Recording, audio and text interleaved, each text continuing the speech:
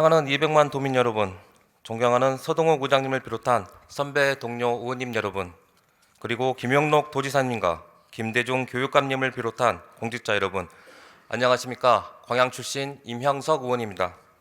저는 오늘 크나큰 사회적 문제가 되고 있는 전세 사기 피해와 관련하여 전라남도 명확한 실태 파악과 이를 해결하기 위한 적극적인 대책 마련이 필요하다는 내용으로 5분 발언하고자 합니다. 최근 몇 년 사이 수많은 부동산 안정화 정책을 비웃기라도 하듯 천정부지로 치솟은 집값과 영혼까지 끌어모아 대출로 집을 구매한 서민들은 이제 높은 이자율에 허덕이며 힘든 삶을 살아가고 있습니다.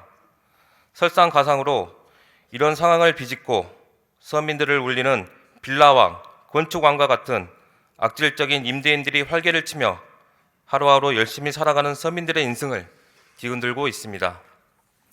이렇게 서울에서 시작된 전세 사기 피해들이 수면 위로 떠오를 무렵 이미 그 피해는 전국으로 무섭게 확산되었고 세입자들이 스스로 고통을 이기지 못해 목숨을 끊는 일들이 연일 방송에 보도되자 정부는 대책 마련을 위해 움직이기 시작했습니다. 그러나 피해 규모에 비해 전세 사기를 해결하려는 정부의 대책은 신고에만 의존하며 전체적인 피해자 규모 파악도 하지 않는 너무나 소극적인 행태를 보였습니다.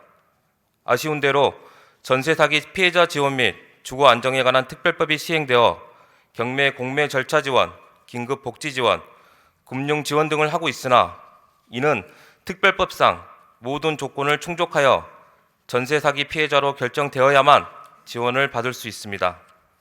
이마저도 금융 지원을 통해 다시 빚을 져서 전셋집을 구하는 방식의 대책이므로 피해자들의 정신은 갈수록 피폐해지고 그들의 삶은 무너져 가고 있습니다.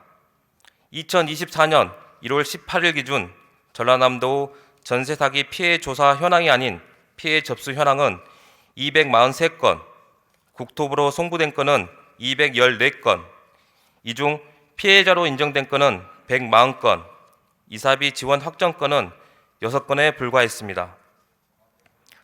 관양시의 한 피해자가 말하기를 본인의 임대인은 30채의 주택을 소유하고 있으나 피해자 모임에선 불과 7명만이 같은 임대인임을 확인하였다고 합니다. 이것은 아직 파악되지 않은 23명의 피해자가 빙산의 일각처럼 잠재되어 있음을 보여주고 있습니다.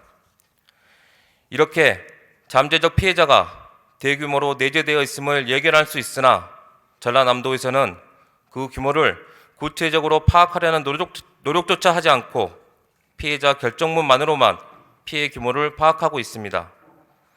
같은 임대인의 피해자 중에서도 전세 보증금이 적어 최우선 변제에 해당되거나 형사 고소가 진행되지 않는다는 이유 등으로 피해자 결정이 불허된 경우가 있음에도 이를 해결하려는 의지 없이 안일한 행정을 보이며 피해자들을 2번 울리고 있습니다.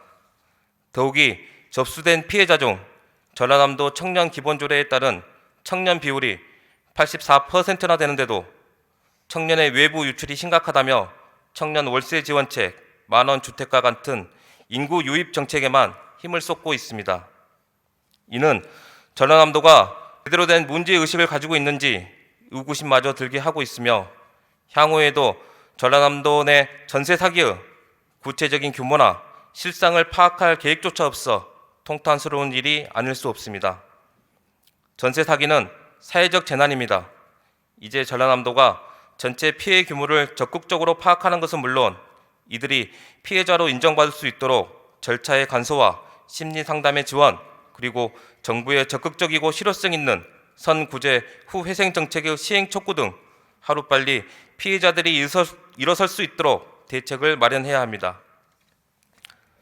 더 이상 우리 행정의 소극적, 수동적 행태보다는 적극적인 대처와 책임감 있는 행정을 보여줘야 하며 전라남도에 진정으로 필요한 대책이 무엇인지 우리 모두가 생각해 봐야 할 때입니다. 이상으로 5분 발언을 마치겠습니다. 끝까지 경청해 주셔서 감사합니다.